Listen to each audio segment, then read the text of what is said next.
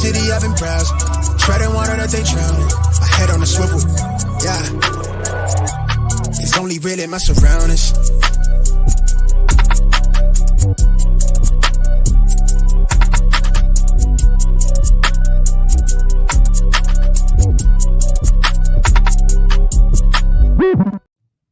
Hello and welcome to episode 252 of the Smash Accept podcast. I'm your host, Michael Royer. You can find me on Twitter at DynastyDadFF.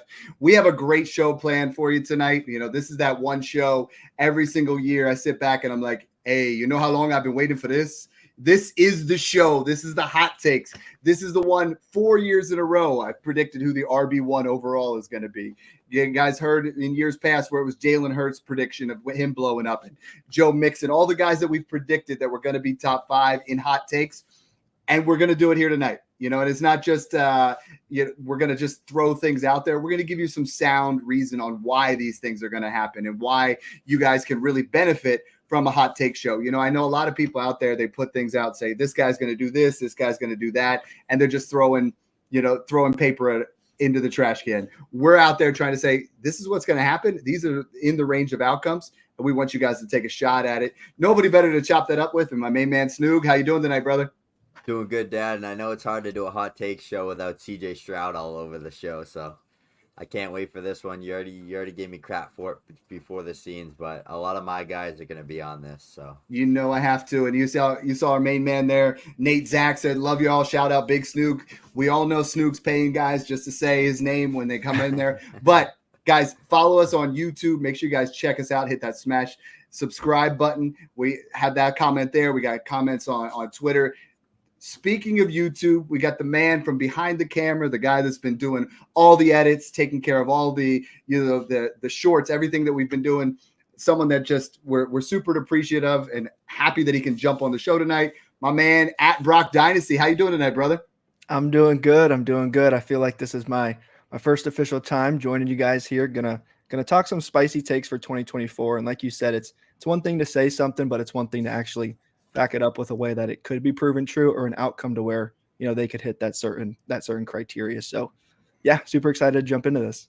Yeah, and we had you on for a couple soft openings when we were talking underdog and everything like that. But this is the Smash Accept podcast, brother. I know you've listened to us over the years, and now you get to jump on here. So why don't you tell everybody, how you got started in fantasy, when what you've been doing at Smash Accept. Yeah, for sure. So started way back when. I think I mentioned this on one of our first videos back in 2012. I remember taking Arian Foster, round one, pick one. He won me that league with my older brother. So been around the fantasy for a little more than a decade, and then jumped into Dynasty back in 2019. So I'm this isn't my first rodeo, but definitely getting on a podcast, jumping on with you guys and talking about it. Definitely my first time doing this, and so really excited. What I have been doing here at Smash Accept, like Dad mentioned, was a lot of the YouTube edits that we've been doing. We're going to do a lot more YouTube-only content, about 15 to 20-minute videos now coming to you guys. And we're at redraft season, boys. So now it's, top player positioning, start sit decisions are all going to be coming up soon. So stuff like that, the shorts, the thumbnails, what have you. So all the content stuff, that's me. So yeah, finally put a face to a name, and yeah, let's get going. All right, I love it. So without further ado, we're just going to jump into these hot takes, and I'm going to let you go first, Brock, here, because this is one that's near and dear to my heart. We've been talking about buying this quarterback for years. We've been saying, hey, it's time to invest. Trey McBride's an absolute stud. They get Marvin Harrison Jr. You got a hot take that is going to just blow the doors off the hinges right off the bat. Tell me about Kyler Murray hot take this year. Yeah, so I think Kyler Murray is going to be finishing as the QB1 overall. And it might seem hot to some, maybe if you just started playing football or fantasy in the last year or two, but he's now 2 years removed from his ACL injury. That was at the end of the season in 2022 in December. He's now a year removed from that. And I think that we saw a little bit of that last year. Even when he came back mid-year, he wasn't really the same on the ground. Only 3 rushing touchdowns, only a little over 250 yards. It wasn't really the Kyler Murray that we know. And to finish as the overall quarterback one in fantasy, we know you got to get it done on the ground. We see this with Josh Allen. We see it with Jalen Hurts. You need an elite rusher that's going to be getting in the end zone a lot. I think maybe he's going to be getting a lot more of that work on the ground, getting a lot more rushing touchdowns. And not even to mention, like you said, They just took one of the best wide receivers we've seen come out in quite some time, Marvin Harrison Jr. Trey McBride's going to make this big jump here in year 3. I actually don't hate the weapons around Marv. Honestly, guys like Michael Wilson, guys like Zay Jones, guys like Greg Dortch, a decent enough supporting cast for Kyler Murray. So honestly, I think that we saw him have his career high in passing yards, his career high in touchdowns. The last time he had a true wide receiver one with DeAndre Hopkins in 2020, he now lands Marvin Harrison, 5th overall to the Cardinals. I can see him hitting that ceiling, passing it through the air, now having a primary number 1 receiver and tight end, and on the ground now because of the length since his injury.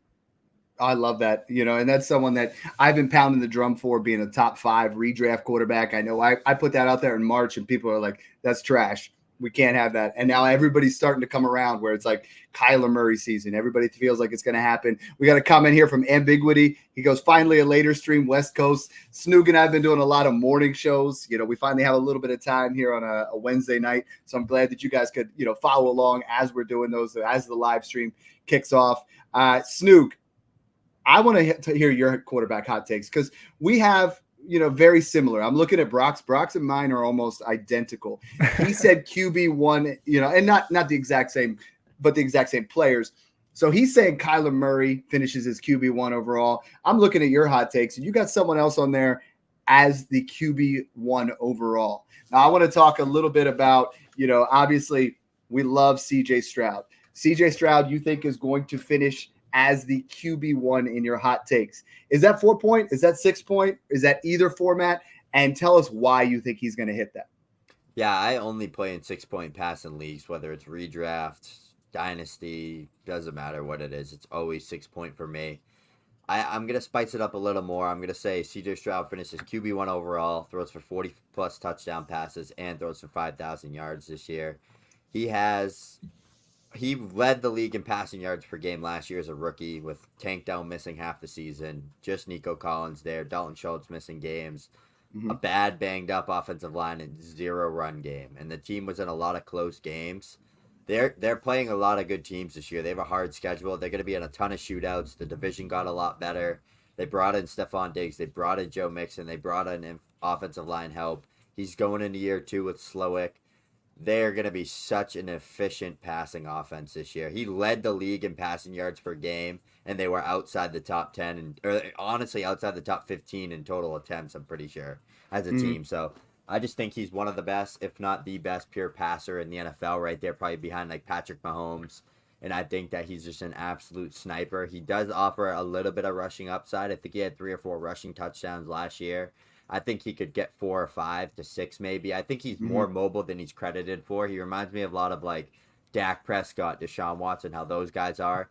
He just keeps his eyes downfield. He doesn't have to run the ball. Like, he breaks sacks and he throws the ball downfield.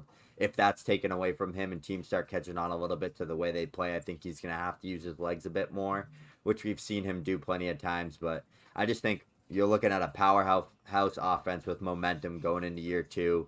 A lot of guys that were young, they brought in vets that they needed, like Diggs and Joe Mixon. I think he's going to have a phenomenal year this year.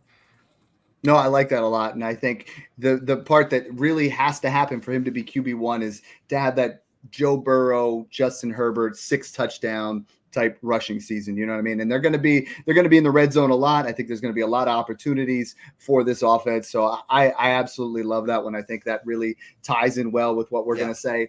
I think my hot take here, and, you guys both hit on guys that you think are going to be QB1 overall. And, I'm going to hit on mine a little bit later, but mine is right in line with what Brock has here. And I'm going to let him say it as well. But I mean, mine was that Anthony Richardson is going to rush for 15 plus touchdowns. I had the exact same thing. I think that is, set it and forget it. If he is healthy, this man will rush for 15 touchdowns. And the other one that I have is, if Jaden Daniels stays healthy, he will rush for 1,000 yards this year. I think that between these two guys, we have an elite level rushing upside, guys that I think if everything stays healthy. And again, that's I said if 3 times in the last 30 seconds, right? CJ Stroud, Kyler Murray, I feel like those are guys that you can bank on.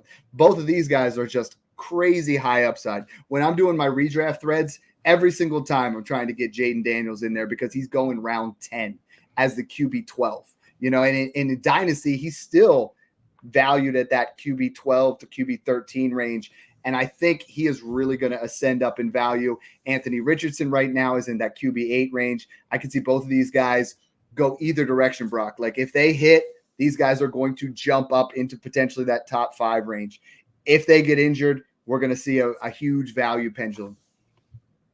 Yeah, definitely. And longer the days that we really care about what they do on the field. I couldn't care less if Anthony Richardson or if Jaden Daniels walk out of the game with a win. At the end of the day, we saw it with Justin Fields.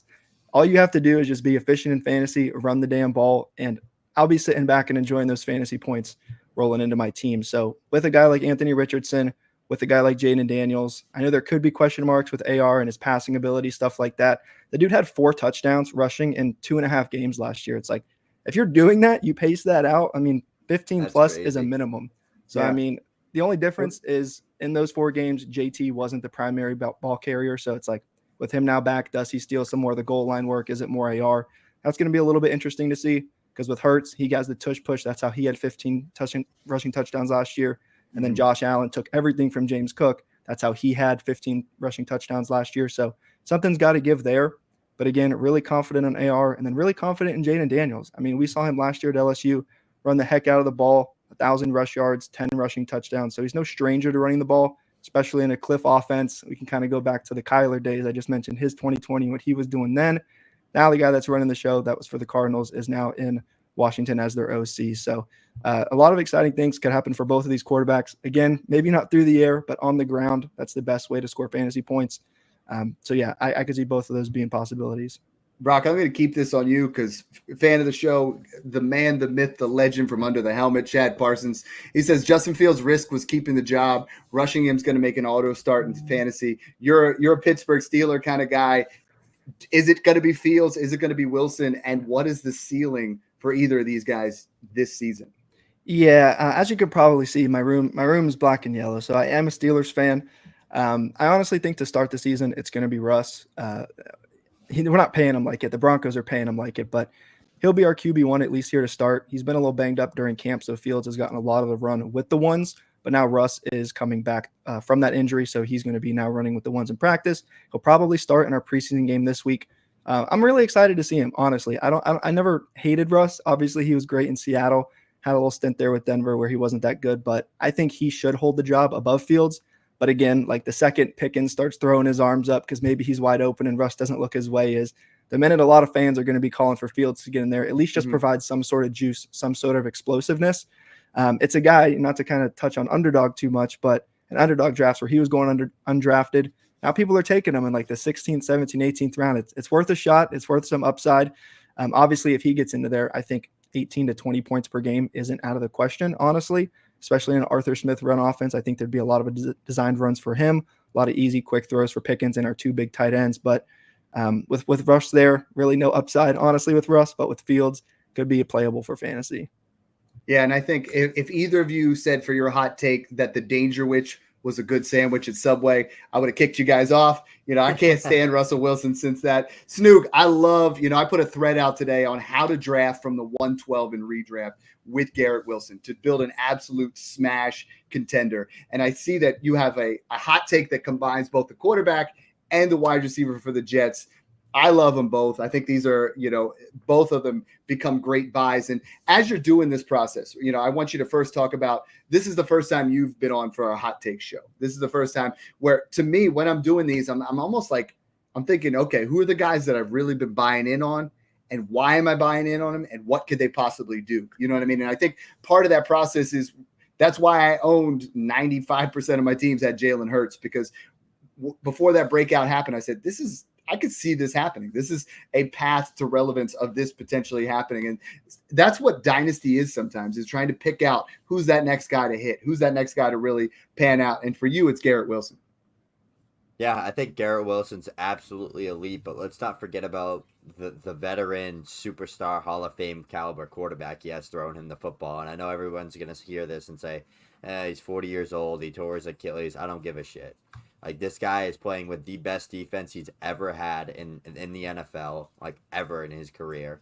He has a good offensive line now. He has one of the top running backs in the NFL, one of the best wide receivers in the NFL, and a play-action heavy offense where it's just going to be efficiency across the middle of the field.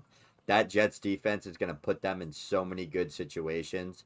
I just think Aaron Rodgers, even if he's 75% of the old Aaron Rodgers, he still has the same Aaron Rodgers up here in his brain. He just needs to be able to maneuver the pocket a little bit and make the throws he needs to. And he has been in training camp. We've been seeing it. I expect him to maybe start off a little slow and shake off some rust, maybe the first couple games, but ramp up. Because like I said, this is an offense that they could move the ball slightly with like Garrett Wilson alone. And now they brought in Mike Williams. They brought in Malachi Corley. They brought in some guys that don't knock your socks off. But for an Aaron Rodgers, like Aaron Rodgers last year in Green Bay, just 2 years ago, had 25-plus touchdown passes with literally Christian Watson as the wide receiver 1, who was a rookie and played half the season. This situation is the best he's been in since Devontae days with him. I just think 30-plus touchdowns, 4,000 yards. I think he has one more, maybe 2 more big, good years, and then he's off into the sunset. But I really think this is the year. I think he has a lot of love for this team with Garrett Wilson there. Breece Hall, he's building connections, and he's just an absolute freaking sniper out there. So I'm excited. I mean, there's a chance he gets hurt, and then he's just nothing. But there's also a chance that he throws 30, 40 touchdown passes, and that's why it's a hot take show. I love it. And I'm glad I'm going to stick with the Jets here because, in 2020, I said it was going to be Kamara. In 2021, said it was going to be JT. And then in 2022, Eckler. 2023, Christian McCaffrey. 2024, if you guys follow me on Twitter, you know what I'm going to say. Breece Hall will be the RB1 overall. And this shouldn't be a hot take, but the hot take itself is that he is going to go over 1,500 rushing yards. Last year, he was under 1,000. I predict him over 1,500 yards and double-digit touchdowns. You look at what he was able to do once he got over 50% snap share, and it's absolutely insane. No one has ever, outside of Adrian Peterson, come off from the ACL surgery looking like this. He had 4 rusty games, but then he comes out weeks 5 on, 20.0 fantasy points per game, 21.2 touches, 76 receptions. All of those are second behind Kamara and Christian McCaffrey. He is the guy that if I'm at 0.5 redraft, he's my 101 overall. I'm taking him over CeeDee Lamb, over Christian McCaffrey, because there's no risk there. It's, Jets up. I'm fired up for this Jets offense. We wanted it last year. We wanted it for Garrett Wilson. We wanted it for Aaron Rodgers. Rodgers stays healthy, and we're looking at the RB1 overall and a top 5 wide receiver overall. And this offense could be absolutely fun to watch. They could be out there in some shootouts playing against the Bills, playing against the Dolphins. You got to look at those things as, the Bills do not have a good defense, but they're going to put up points. In New England, they're going to be able to go in there and just trounce them. I think this is a team that is going to put up big time points. Staying with that quarterback position. They got San Fran week 1. Monday night game, week 1. That'll be a little different. That's going to be a great game to watch Aaron Rodgers tear his Achilles again. Hey, here's a hot take. Aaron Rodgers will play more than 4 minutes this season. We'll go that way. I love that one. And Brock, some of your other ones I really like. You have Jane Daniels top 5 in points, fantasy points per game. Goff top 10. I love that. With all those dome games he has this year. Last year, if you take the stats that he had in dome games, which were phenomenal, and then you put the percentages in, he's projected to be the QB7. Where if you look at how many fantasy points per game he gets in the dome versus outside, and then you see how many games he's playing, all but 3 are in the dome. I think that's a set it and forget it. And is there a better value at the quarterback position in Dynasty or redraft? And the answer is no. I mean, he's going off the board at QB 15 in redraft, and in Dynasty, same area. He started to make corrections, but he has the contract. He has the offense. I want you to talk to me about, this has never happened for Chicago. Is this going to be the year? Yeah, this is going to be the year. And I don't even really consider this a hot take, but for Bears fans and for the franchise, it's going to be something that they're not used to. Yeah, it's going to be something they're not used to. The Chicago Bears I love it. They've never had a 4,000-yard passer in their franchise history, and the Bears were one of the original teams playing football, which is crazy. So they now get their beloved Caleb Williams, and we just take a look at the weapons. Obviously, you guys know Keenan Allen, DJ Moore, Rome Odunze, DeAndre Swift, Kmet, and even Gerald Everett was getting some run last week. So weapons galore, honestly, in that Bears offense. We only saw a couple drives, but, Caleb Williams looked the part. The off-platform throws, the one where he was on the run. And then we saw a little bit of rushing, honestly, where he was doing that. So maybe that could matter more for fantasy. But in terms of just pure passing yards, I think with that receiving core, it'd be really hard to not do that. Again, barring injury, we're not predicting injuries with any of these hot takes. We're assuming he plays every game healthy. I think there's really no way he doesn't hit this. Unless every receiver goes down somehow, it's like, how can you not hit that with that receiving core? So, yeah, I think Caleb easily gets his 4,000-yard passer as a rookie, the first in Bears history. That one felt like a layup. All three of us were like, put the exact same thing. It's like, hey, that 4,000 yards. You guys said your QB1s, and I know this isn't even really a hot take, but this is the year where Jalen gets back. Jalen will be the QB1, that Kellen Moore offense. Snook, I'm just excited to get that going again, where we start talking about that offense. I think A.J. Brown is going to kill it. You have a couple other wide receivers here that I think you have some pretty strong predictions here. I love the Garrett Wilson take. Who's another guy from that? You have that Eagles offense. I'm saying A.J. Brown is a dark horse wide receiver 1 overall. I think Jalen Hurts is the quarterback 1 and surpasses Josh Allen this year, not in Dynasty, but for the 2024 season. Talk to me about Devonta Smith, because I think you are, leading that hype train on what he's going to do this year. Yeah, I love Devonta Smith, man. He's been one of my favorite players since he came out in 2021. I had him graded so highly as a prospect. I mean, he won the Heisman at the wide receiver position. That doesn't happen often. I think this is the year, though, he finally puts it together and just absolutely dominates. Because if we look back last year and the year before, both back-to-back seasons, paced top 15 seasons, 1,100-plus yards. I think this is the year that we see an upstick in touchdown volume just a little bit. I mean, he's probably been in that high 7, 8-ish range, but I think he's going to be close to 9, 10 this year.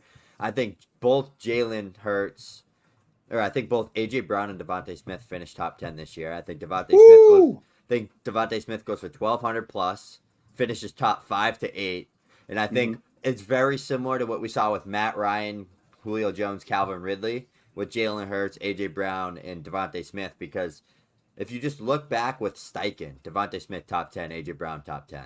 That is the type of, I know Steichen's just an absolute offensive mastermind, but Kellen Moore loves to use the slot wide receiver, motion him around. If you look at what CeeDee Lamb and Keenan Allen did, both top 5 finishes, both top 10 in points per game, the years that Kellen Moore was OC there, last year for the Chargers, and then the year before for Dallas. I think Devonta Smith wins in similar ways as both of those two guys, and I think he's just a route running technician, very fundamentally sound, can win downfield, can win in the slot, can win with his speed and his legs. So I think he's going to be a guy 1,200, maybe 8 to 9 touchdowns, 90 plus receptions. I'm getting very similar vibes, and I was playing Dynasty at this time, but I was new to that breakout Calvin Ridley season where he had like 3 straight like top 20 seasons, and then he finally hit that like wide receiver 3, wide receiver 4 overall finish.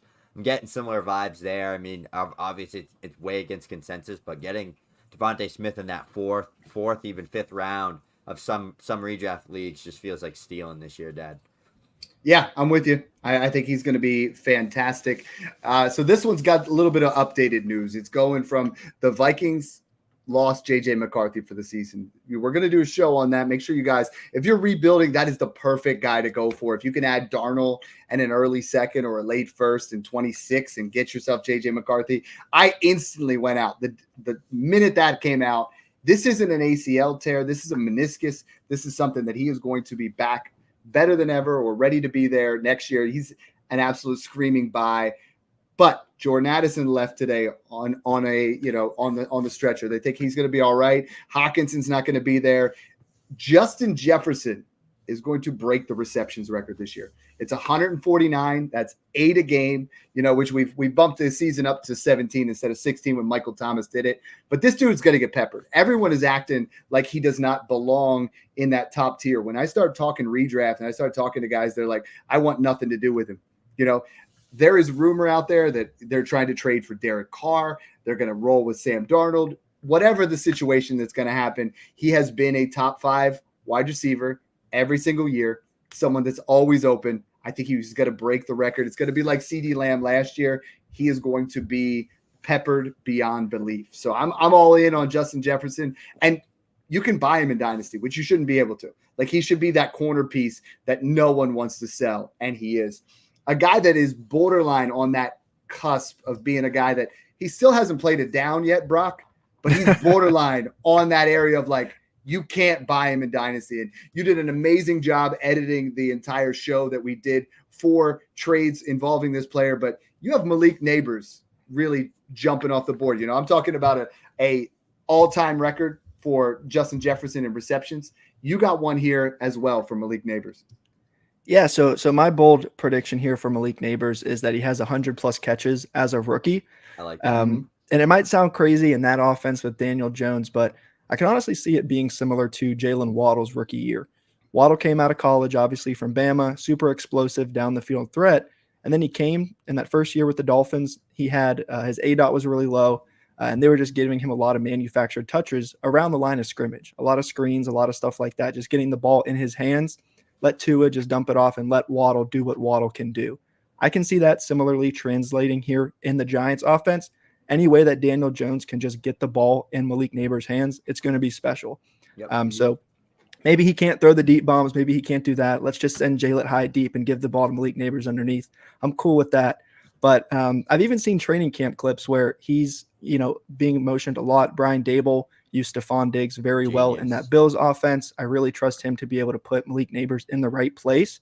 So yeah, I think 100+ catches with his talent. I mean, come on, like you said, he's kind of untouchable in Dynasty, but in redraft, you can kind of get him a little bit cheaper because of the fact that he is a rookie. And now with maybe this ankle news, maybe he slips a couple spots as well. But I think 100+ catches is very realistic. I like it. He's going wide receiver 24 in redraft. In Dynasty, he's almost, you can't buy him. You're going to have to pay more than, that's why we talk about, in one quarterbacks to make sure you had the 1 and 2 pick, because you're going to get 2 elite foundational. And if you can, Snoog and I've been pounding the drum as much as I love Jaden Daniels. Snoog convinced me that, Malik Nabers should be the 3.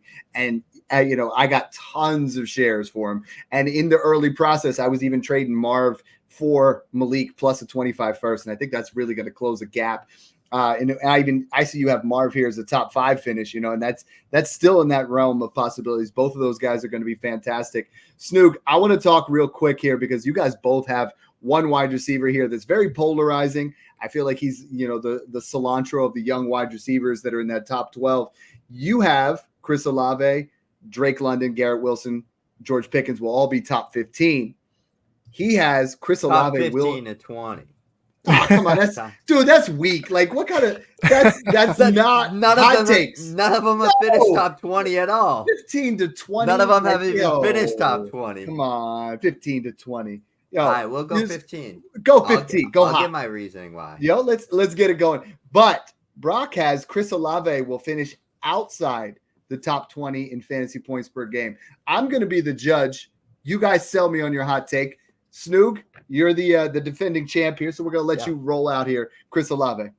Okay, Chris Olave, back-to-back pace 1,200+ yard seasons with Andy Dalton and Derek Carr. Derek Carr's still there. They brought in Clint Kubiak, who was the passing game coordinator in San Fran. Now he's their OC, so they finally got rid of Carmichael's trash ass, who literally couldn't scheme up anything. Everything was downfield or underneath. Now he's going to get a lot more opportunities across the middle of the field where he actually wins and where he's actually elite. Is those deep crossers, those 9 routes, those post routes, just more efficient touches for Chris Olave. And I think there's zero target competition. Their number 2 options, Alvin Kamara in the passing game. Derek Carr, Hunter Renfrow was his number 1, finished top 10. Darren Waller was his number 1 every time, finished top 5, had 2 top 3 finishes. And then he had Chris Olave last year who paced top 10. So I just think Chris Olave, nothing changed negatively, only for the better. They're going to be playing from behind a lot. They're not a great team. I just think he's going to get as many opportunities as you can as the number 1 option, and he's going to probably be a 11 to 1,200 yard guy, 8 to 8 touchdowns, and probably 90+ catches. So I just think he's going to have a very, very good year. He's gotten better every year. I think he's going to just keep building on that. Elite talent, top 10 draft pick. So I'm excited for that. For Chris Olave. Rock, sell me on why you think he's going to be outside the top 20 in fantasy points per game, because I can see there's a lot that's really tied into the quarterback play. As you're doing your answer, I really want to hear, because there's rumor about Derek Carr getting traded to Minnesota and Spencer Rattler being the guy there. John McGlynn pops in here. He said Chris Olave is going to be a high-end wide receiver 2, 10 to 15 range. So tell me why you have him slightly outside that range. Yeah, well, I mean, like Snook mentioned, the situation really hasn't changed that much outside of the OC. And last year, he finished as the wide receiver 20 in points per game in full PPR. So he was already right around that kind of benchmark that I put it at. But But honestly, it's just not an exciting pick for me. Like if you want 13 to 14 points per game, be my guest. But at the end of the day, that's really not what I'm shooting for, especially when he's going in the second round in drafts. It's like, I think I'd rather take a chance on like a Nico Collins or Devontae Adams. I'm with you on volume. That. It's like, I don't know. And Snoog, I get it, 8, 9 touchdowns. That'd be doubling his like touchdowns ever. He's never had more than like 4 or 5 in a season. It's like, I just don't see that with Derek Carr. I really don't. Derek checkdowns is just going to be feeding Kamara. And I do have a Kamara one in my hot takes with his reception. So it's just, I don't know. It's just an offense I really don't want to be a part of. Honestly, I think he's a little bit behind that kind of London and Garrett Wilson, where I anticipate them to be here this season. He's just kind of a step back for me, and he's always been like that. Even coming out, even as a prospect in like dynasty drafts, he was slipping later than those guys for a reason. I don't know. It's just it's sort of a vibes thing, sort of like fool me once. He was going around that range last year. Nothing changed. Why is he going in that range this year? Like Chris Olave or Jalen Waddle, Snoog? Who do you think finishes higher this year? Chris Olave. I could see a scenario though where Waddle finishes higher. That's what I'm saying. Like I'd rather spend that pick on a Waddle, and it's like just a little bit more electric, just a little bit more upside. It's just offense. Yeah, it's just like little things like that. It's not like I'm super off of them, but it's like you're getting 14 points per game, wide receiver 20. It's just that's how I feel. I'm not trying to sit in the middle. Here's my take. So for me, Chris Olave is not someone I want to draft and redraft. You hit the nail on the head. As I'm putting out these threads where I'm saying this is where you want to draft from, I want Debo and Nico Collins in the third instead of taking Chris Olave in the second. I want to make sure I get one of those other running backs where Chris Olave is going in the same area as Travis Etienne. I'm taking Travis Etienne, and then the third round, give me Nico Collins, who's yards per route run and quarterback play are significantly better. In Dynasty, though, I do think my man's a value. Like this is going to be an experimental type year. They are not going to win games. They're going to be in position to have one of the higher picks. But I also think that they're going to be in a position to, try to get themselves a trade to get a quarterback. See what Spencer Rattler has. They're already kicking the tires with Derek Carr. So I think he's a dynasty buy. But I think in redraft, if I'm a contender and I can get Nico Collins plus for him, or if I can get, slightly move up to Drake London, slightly move up to, Garrett Wilson, I think those are the kind of plays that I want to make there. And that's, the safe way to go about it in Dynasty, right? We're talking about whatever side you want. And this is what's so awesome about Dynasty. What made me fall in love with it is this just created an opportunity where if Brock drafted him because he was a value at 107, 108, where he was in rookie drafts, Brock has him on his team. He's not in on him. Snoog's in on him. That's how you make trades. That's how you get communication. And the more you talk to your league mates, the more you understand them, the more you realize what kind of deals you can make, and you can go out there and get that. Snoog, we talked about Nico Collins, and I'm with you here right now. Like I was going to say all 3 Houston Texans wide receivers are top 24. You just say, you know what? 24, Dad, that's too low. All 3 of these guys are going to finish inside the top 20. He's a little bit. You're used to me and you just vibing, so now you're like, oh man, I don't know. Maybe Brock's going to steal my answer. You have top 20, so tell me, why all 3 of these guys finish top 20? Who finishes number 1 out of the 3? I think that if we just look at it from, I think there's a good chance that Tank Dell does if he's fully healthy, but I think it's going to be Nico Collins. Yeah, I just think Nico's going to be a guy that. He's just so good after the catch. He profiles as that Alpha X. He's like CJ Stroud's Marvin Harrison Jr. And that's just a guy, he really likes to hit that X, especially like a guy that's getting open a lot in the middle of the field and downfield. And he's that big body guy down in the red zone. But he loves Tank Dell, man. Like Tank Dell outscored Nico Collins last year in points per game. I'm just a little nervous that Diggs and I think Nico's always on the field. Always. He's never coming off. But I think Tank and Diggs are going to, in 2 wide receiver sets and 3 wide receiver sets, it's going to be like switch off. So I just think Nico's going to get the most time on the field, have the highest opportunity at just the most targets to lead this team. Just got an absolute bag from the team. And how can I have CJ Stroud winning MVP, throwing for 5,000 yards, finishing QB1 overall, and 40-plus touchdowns without his 3 wide receivers finishing in the top 3? This is the Denver Broncos with Peyton Manning, baby, with friggin' Eric Decker, Demaryius Thomas, all those guys. Wes Welker. Didn't they have like 4 guys go for I think you forgot Demaryius Thomas. He was kind of the actual guy there. You said it? Oh, I got caught up on my man Eric Decker. I haven't heard that name in forever. Like Decker was something else. Yeah, I just remember his wife. Emmanuel Sanders, Eric Decker, Demaryius Thomas. Then his wife tweeted out, "Touchdown, Big Dick Decker." You can't beat that for a publicity stunt. You just can't. There's no topping that when your wife comes out there and just throws that out there. I think, man, like the key to it all is making sure, and we're talking hot takes, but for me, Snoog, that's based in the fact that we want it in a top 10 offense. We want wide receivers in a top 10 offense. We want running backs in a top 10 offense. We want all those guys that are going to finish in those top 10 offenses and put up the points. And that's where the projections come in. What gets difficult is when you try to project guys that are going to have really great seasons on offenses that are a little bit more middling. And Brock, you have a guy here that Snoog and I love, and I think you might even be more bullish on him. You have Amari Cooper finishing as a top 12 wide receiver in 2024. So sell me on that. And then sell me on, again, when we're tying it in on hot takes, does this mean Deshaun Watson is back?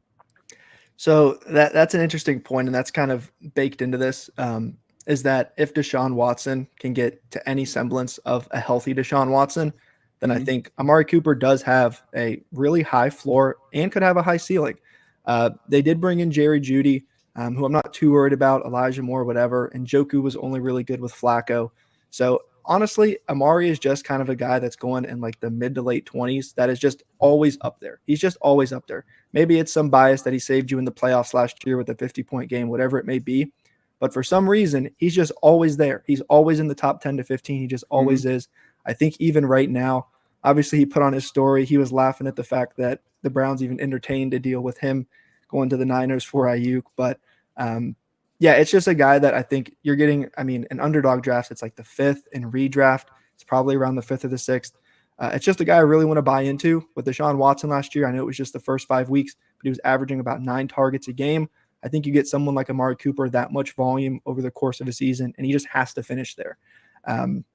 So I'm really comfortable taking him at the cost, honestly. It's going to be one of those boring picks, and it's one of those you're looking at, an underdog at least. It's like him versus Pickens, the upside of Pickens, regardless of the Ayuk stuff. It's like I want to take a chance on the younger guy, the more electric guy. Maybe he's more explosive, and it's like, what about the guy that's just standing over there? Hey, I've been doing this for 6, 7 years. What about me? So I feel like I'm getting similar vibes with Amari. I'm totally fine with taking him at his price. Obviously, we're getting hot here, so top 12 is going to be the headline here. But yeah, I really like him this year. I think in Dynasty he's a buy. In redraft, I'm comfortable ripping him there in the 5th, 6th. Redraft, he's a steal at that spot where he's going at pick 56 right now, wide receiver 25. I think Snoog and I have been just pounding the drum all offseason. If you can trade, get yourself a Jalen Hyatt in a 25-second, or even a guy like Josh Downs in a second to get yourself into a contention role. Amari Cooper is one of the cheapest out there. Snoog, I am shocked that you did not have a Michael Pittman take, because I thought for sure the way you've been talking about 20, but that's like his ADP. I thought based off of how you've been talking over the last couple of months, I thought for sure you'd be all in on Michael Pittman Jr. Michael Pittman doesn't have a catch this year. No, I'm kidding. So here's my hot take, and it's not super bold, but DK Metcalf has finished in the last 4 seasons with either 1,000 yards and 10 touchdowns. Every other year it's rotated. It's been 1,010. This year he does it both en route to a top 12 wide receiver season. And I think this offense is going to be better than what people think. Like, everyone's just all worried about what they saw in the past. I think DK Metcalf has a great year. I think if Tyler Lockett goes down, Jackson Smith-Njigba is that guy that we're just waiting for it to happen, because we talked about Olave, we talked about Wilson. We just haven't seen it yet from Jackson Smith-Njigba from Ohio State. Snoog, there's another part of this offense that you're buying in on. Like, I'm in on Metcalf. I think this is a good year for him. He's still just 26, and he's costing you a late first right now, which just shouldn't happen. But there's another guy, same value range, same squad. You're thinking big things from Kenneth Walker Jr. this year, aren't you? Yeah, I think Kenneth Walker is one of the more undervalued guys this year, especially in redraft. I think he is going to be a bell cow in Seattle. The new offensive coordinator there said he's really impressed with how dynamic Kenneth Walker is after the catching in the passing game. And I don't think Pete Carroll saw that part of his game I posted a tweet today, and this is the difference between people that understand the concept of being a good receiving back and don't understand the concept. Anybody in the NFL can catch a 5-yard swing pass. It's what you can do after that, right? That makes you a dynamic receiving back. None of them have route trees. You think Zach Charbonnet's out there running routes? He's a block of cheese on the football field. So there's no Alvin Kamara, there's no Jahmyr Gibbs, there's no CMC. They're not running routes. They're not being utilized as an elite weapon in the passing game. So you're looking for that guy that's that elite after the catch, that athletic guy that can make defenders miss. And Kenneth Walker is arguably one of the best guys in the NFL at evading tackles and making defenders miss. He was second in evaded tackles last year and third in most missed tackles forced per attempt. So yeah, I mean, you and I vibed on him last podcast. Yeah, it was like, back-to-back. Why is he as cheap as he is? You know, we both had him inside the top 10 in February, and then we've dropped him down, and now it's like I saw people putting James Cook ahead of him. I saw people putting, they're putting Brooks ahead of him, and I'm just like, wait a second. Yeah, like Jonathan Kenneth Walker Brooks in his 6 games he's going to play in 2020. I think you can flip the two. I think you could even get Kenneth Walker plus for Jonathan Brooks right now, and that's where as everyone wants Walker's to not better. even. Walker's it's a not, better player. That's I've simple. seen people post that Jonathan Brooks is Breece Hall 2.0. I'm seeing people post ACL tear. He's just going to come back and put up 1,500 yards in He's in 8 Rachaad games. White. That's what he Relax. is. Let's kick the tires on some Brooks deals. You know, the closer it gets to coming back, the more he's going to accumulate in value. I said James Cook. So Brock, you have a hot take here on James Cook finishing outside the top 15 running backs. I think there's a real possibility of, I'm going to throw in here, and I said it last podcast, that Ray Davis scores 10 touchdowns, you know, and I think these two are probably going to tie into why James Cook is going to finish where he's going to finish. Yeah, he's going about that range. It's just another pick where it's like, if I'm looking at him on the board, I just can't see myself pressing draft. Maybe it's still kind of take lock stuff from maybe not being high as him or high on him as a prospect coming out, but it's just like, I don't know. He had 1,000 rush yards last year. Honestly, I look back, I thought he'd have a little bit more usage in the receiving game. He didn't have that much. It's like to hit that level, at least top 15, to get you into the top 10, be someone that's making a difference in your lineup. He has to be getting the goal line work, and he's just not. He's a guy that had, I think it was 3 rushing touchdowns last year. It's not cutting it for you, at least in the end zone. Josh Allen had 15 of them. So we know where the bulk of those carries are going. They get down inside the 10, they get down inside the 5. So it's just a guy I'm kind of staying away from. Obviously, you can make the argument with the vacated targets. Maybe they do focus on him more in the passing game. But I don't know. It's like most of these they can be backed up by statistics. They can be backed up by all the advanced metrics. But the biggest one is you're sitting there on the clock. Are you going to be willing to take the shot on them, press draft on them, feel comfortable putting them into your lineup each week that they're going to get the volume necessary to win you your week? And with him, I just don't feel that way. So that's what a lot of these are trying to driven by. In all the off season, it's just like he just kept falling. And it's like every time I'm sitting there, do I want to make this move? Do I want to make this move? I'd much rather sit back and snoog in Dynasty. I want to have, and I know you have, you know, we have short on time a little bit. You have Jahmyr Gibbs as your RB overall, 1 overall, Travis Etienne top 3. It's like we want to take our guys like James Cook and we want to move them into those guys. We want to tier up when the time is right, or we want to tier off to another guy, Old Faithful. His name's on your shirt. He gets 80 receptions every single year, but people are writing him off. Alvin Kamara, does he do it again this year? Yeah, absolutely. Second, he's the number 2 option in that Saints passing game. He's paced 80+ receptions in every single season he's played in, 17.5 points per game in 6 out of 7 seasons, 1 last year. I think he is what he is at this point in time, right? Like, we know he's an elite receiving weapon. The Saints have so much faith in him and what he can do. He is the Saints offense. And I know he can't show it with his efficiency metrics, but like everybody out there is just galaxy braiding everything, right? Like, he's down in yards per carry. He's not forcing as many missed tackles anymore. You put any running back in the NFL behind that Saints offensive line right now. Travis Etienne, you can speak the same thing on him with the Jaguars offensive line, but it's just not happening. It doesn't. They're trying to predict somebody else running in that game. Brock, you went even further. You said 90+ receptions, and if you extract what he did last year and you put it on a per game basis, and he plays the best 17 instead of 14, then it's an absolute smash that he gets 80 or 90 receptions. the biggest value in the running back position in redraft and in dynasty. And when we start to mold those together, a lot of people are like, Dad, you've been posting a lot of redraft stuff. And when it comes to August, we all want to win. So we're starting to look at that, and how you can tie the two together is you're going to give up an early to mid-second for Alvin Kamara, and you're going to win, right? We're doing the research. We're doing the information so we can say, you know what? This is how you're going to win. You start to look at how those two coincide. Alvin Kamara is an absolute smash at anything less than a first. You got to make those moves. You got to go out there and get him. Another guy that I've been, buying in dynasty, and I'm with you. Like Brock, every single year the touchdowns have improved for this particular running back. Now the offense looks to be a little bit more explosive with some guys running those 4.2, 4.3 range on the outside. Isaiah Pacheco, 15 plus touchdowns. Sell me on it. Yeah, so I'm just getting great vibes from the Chiefs again this year. And it's kind of funny to say, oh, like, did they fall off? No, they didn't. They won Super Bowls the past 2 seasons, but they were 15th in total scoring last year, which is not the Chiefs that we're accustomed to. It was a lot of underneath stuff. It was a lot of Kelsey. It was a lot of Rashee Rice, maybe the occasional deep ball to MVS that he dropped. But I think they legit now have weapons that can go down the field. It obviously sucks with the news about Hollywood, about 4 to 6 weeks. So hopefully by like week 3 or 4, he's going to be back up and running healthy. But I just think this offense is just going to be better. And you want to be on a great offense with Mahomes. Now Jerick McKinnon's out of the picture. I mean, there's people on Twitter debating between Clyde Edwards-Helaire and Deneric Prince, who's going to win the RB2 job. It's like, who cares? It's going to be Pacheco. He's going to be the workhorse. He's going to be the bell cow. The only thing that kind of worries me is that once they do get into the 5-yard line, Andy Reid sometimes tries to get a little bit too cute and do some weird end arounds or weird pitches or weird what have you. But just turn around and give the ball to Pacheco. He's going to knock it in. He runs very hard.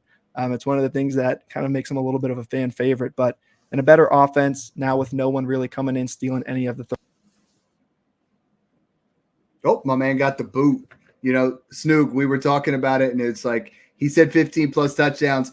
I did not kick him out, but I personally was going to say Travis Kelce's going to score 15 plus touchdowns in this offense. So I did not hit the button to kick him out, but you just got the boot, brother. No, so Snoog, I really want to move from, he was going to talk about A-Chain finishing outside the top 20. You were going to say touchdown leader. He's similar to Chris Olave. Is A-Chain probably has the biggest swing in dynasty value in trades, because a lot of people this year, you could tell me that he becomes you could tell me that Devon A-Chain becomes the top 5 running back in the NFL, or you could tell me that he gets injured again and is valued outside the top 12. You know what I mean? So I think there's a lot of range of outcomes to make trades there for Devon A-Chain. Welcome back, Brock. I just said we kicked you out because I was about to say Travis Kelce's going to score 15 plus touchdowns. So, hey, we're fine. That offense is going to be elite. I want to talk about, the tight end position, because we're pushing on time here. But both of you guys said Brock Bowers. I love this because I sent this out there and just said, you guys tell me what your hot takes are. Both of you said Brock Bowers over 1,000 yards.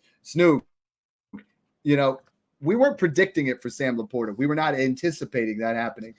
Are we due for a letdown with Brock Bowers because we're anticipating that? Or is this like the most generational tight end we've ever seen in an offense where he was, as a freshman at Georgia, instantly became the wide receiver 1, the primary target. Now he comes here with Devontae, instantly becomes the wide receiver 2. You see them lining up all over the field. Are we due for a letdown, or is he literally the biggest bargain at the tight end position, as the tight end 11 in Fantasy Pros right now? Yeah, I think he's the biggest bargain because I think he is the best tight end prospect we've ever seen. If you just look at what he's done on the best team in college football the past 3 years, he was the leader in receiving yards all 3 years there. I just think he's so versatile. You can play him in the slot. You can play him outside. You can play him at the tight end position. You can play him everywhere on the football field, and he's going to win. He's literally like a Jordy Nelson, like bigger bodied, like slot receiver that's big enough and strong enough to play tight end. So I just think that the Raiders view him as a weapon. He's going to come in and be the number 2 option right there behind Devontae. And you have a guy like Minshew who literally can't throw the ball 20 yards. So you're going to get a lot of the within 10 to 15 yard targets where Brock feasts. And he is one of the best yak prospects as well coming out in a while. So I just think he's going to have such a place in this offense to help move the chains. And he's going to be Minshew's safety blanket, right? Because Adams is going to draw the double. He's going to be on the number 1 corner. He's going to be getting pressed. and you're going to have Brock Bowers coming out of the slot on a linebacker, and he's going to leave him in the dust. So I think he's just going to be really efficient. I could see him having a Kyle Pitts type, like 1,000 yards on 60, 70 receptions. So I'm excited for that. You stole my transition there because that was Brock's next one. He has Kyle Pitts as a top 3 tight end, and I think upside swing, right? There's no one that has a bigger upside swing from where they finished last year than Kyle Pitts. You have him as a top 3. He's been 1,000-yard receiver in the past. I think you're right. I mean, I think we get himself back in there. This is a golden time of tight ends, right? There has been year to year, you're like, oh, there's like 4 guys. Right now, I think there's about 9, 10 guys where I'm perfectly fine on it. I love that you have Jake Ferguson at 10+ touchdowns because I've been talking about it. Number 1 inside the 20 in targets, number 1 inside the 10, number 1 inside the 5. Book it, 10 touchdowns, Jake Ferguson. I don't see any scenario if he's healthy where he isn't a top 5 to 7 tight end and doesn't get 10 touchdowns. Yeah, I'm really excited, honestly, for Fergie. And obviously his rookie year, he's behind Schultz there in Dallas. And then last year, he had 5 touchdowns, but Brandon Cooks had 7 of them. So it's like, I don't know if we can anticipate Cooks stealing 7 of those again this year. If a couple more go to Ferguson or maybe a couple less go to CD, it's like, I don't know. And maybe it's, kind of recency bias. The last time we saw him on the field in the playoffs, 12 targets, 10 catches, 3 of them were touchdowns. So it's like he has the talent to do it. I honestly think it's an underrated part of his game. Second year as a full-time starter. I don't think, 10+ touchdowns isn't too crazy for me. I think the number 2 offense and another high-powered Dak throwing Cowboy-led team, it's like, what are you going to rather do? Hand the ball off to Zeke and Rico Dowdle or go look to CD and Jake Ferguson? So, I think 10+ touchdowns is mine for him there at the tight end position. That's what I'm talking about. Fergie Ferg, gonna love you long time. He's the only guy in this entire list that you can buy for less than a first. So I like that. Snoog, you have Mark Andrews over that 10+ touchdown mark. And, he's done that once in his career this year. And I'm with you because I think with Derrick Henry coming to town, they are just going to key on him. Mark Andrews over 10 touchdowns. I love it. Yeah, I like that one. But the one I really like that is the Dalton Kincaid 100+ receptions. That's crazy. That's crazy. I love it, but that's crazy. That's the one that I really want to hit on just because I think he profiles as that Zach Ertz reception hog guy that can play the slot. He can play on the outside. And the reason why I think he has a path to 100+ receptions is because when you're looking at the tight ends that have done this before, they had elite QB play. They were on elite offenses, and they were in an offense where they were the guy there, like Zach Ertz was in Philly and like Travis Kelce was in Kansas City. Well, Dalton Kincaid is the only guy out of the elite tight ends that is the guy, and he is the number 1 option there. Josh Allen's going to absolutely feed him. I mean, he had 73 receptions as a rookie, and I think that he's just going to take that next step with Diggs gone there, Gabe Davis gone there. I think he's going to be just Josh Allen's safety blanket, and I think 100+ receptions is something that if I woke up in 2025 and you said Dalton Kincaid just had 100+ receptions, I'd be like, I know. He has Josh Allen there and nobody else will throw the football to. So I really like that one as a hot take to make on. Yeah. When you're in a coma and we wake you up in 2025 and I got my Dalton Kincaid jersey on. Finish everyone overall again. That's where we're going to be. This was a fun show. I always love doing the hot take show. Like I said from the beginning with my Gambit line from Deadpool is like, this is just that one that I look forward to every single year where it's like, it's just fun. You look back on it. I mean, are they going to all hit? Absolutely not. When they do, it's fun. But I think both of you guys nailed it where you were just giving insight on how it could happen. And to me, Brock, that in Dynasty is how Snoog and I are always thinking where we're like, okay, what could happen? And how is that? Where do we see the path to that? And start making predictions because we look at the facts, we look at what would the all the statistics say, and then we start to get those gut feelings. I heard you say that a bunch of times there. It's like in Dynasty, sometimes it's just finding that gut feeling and pushing the chips all in. And I know you've heard us talk about those things. How do you go about doing that when you listen to things, you start to come up with your own hot takes? How are you going to transition that into some Dynasty trades in the next couple of weeks? Yeah, I love that you brought that up because it's like you got to have some sort of what's it called, like conviction into a certain outcome happening. If you wait for it to happen, then you're too late, especially in a game like I would Dynasty. say you tell yourself a narrative, right? And some people are telling themselves a narrative that Sam Darnold's going to be great, and others are going to say he's going to be trash. So it's like, how do you decipher how that's going to be in your own, personal conviction? Yeah. And for me, honestly, like you said, it is mostly statistical driven, but then once stuff is really close, it's kind of just like vibes. It's the eyeball test. It's like, can I see this happening? The stats back it up to happen. Do I think it can happen? And a big thing outside of that is just price. And this is, again, talking about more dynasty, but it's like the dichotomy of it. Like you said, if Chris Olave, for example, I'm looking to sell him, Snoog's looking to buy him, then there becomes a market, and then we can get something done. I can maybe add value somewhere else or get something on top of it, depending on team need. But honestly, it's just kind of, hey, I think this is going to happen. This could happen. You got to predict the breakout. You had to have been taking AR, at the 103, 104 last year, to where now if he hits, he's going to be up in that Josh Allen kind of Lamar Jackson range, or if he's already there. You know what I mean? So it's like you kind of got to be a few steps ahead.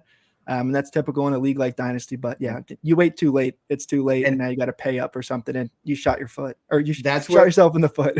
That's where the insulated trades have really taken off, where it was, we were selling Josh Allen for Jalen Hurts plus a first. And then, now you're at a spot where you could sell Jalen Hurts for Anthony Richardson plus an early first. And now all of a sudden that becomes Anthony Richardson, who jumps into that same area. And then that other pick becomes, Ollie Gordon. Boom. That's how you win in Dynasty. It was great having you on. Guys, make sure you go out there and follow at Brock Dynasty. He's been working on a lot of great stuff, with behind the scenes, but make sure you guys, show him a little bit of love. Snoog, as always, at FF Snoog. I'm at Dynasty Dad FF. Thanks for tuning in and enjoy the process.